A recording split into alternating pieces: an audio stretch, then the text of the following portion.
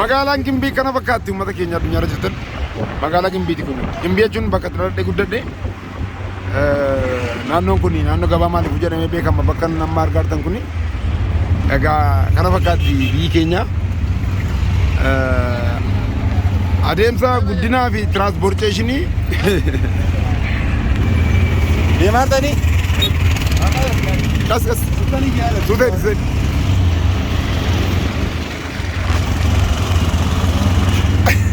surprise Nakatagul akamanda bilal nagabe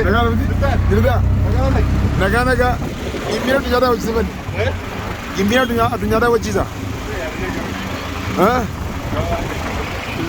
akam jirta Gimbii yaada buna dilbiyen ega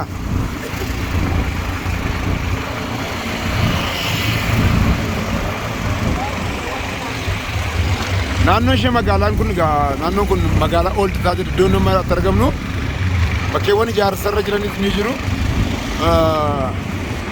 Magaalaan kun baay'ee kan ittiin beekamtu oomisha bunaatiin naannoon baadiyyaan isaanii jaallee akkasii amma naannoo hospitaala jirra hospitaala Adventistii jirra Cirraa Dabarreerra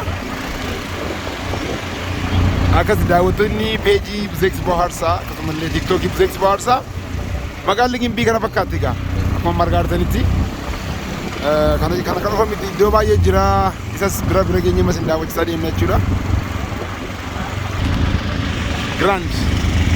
Grand Hotel hoteelli kun hoteela Grand jedhama.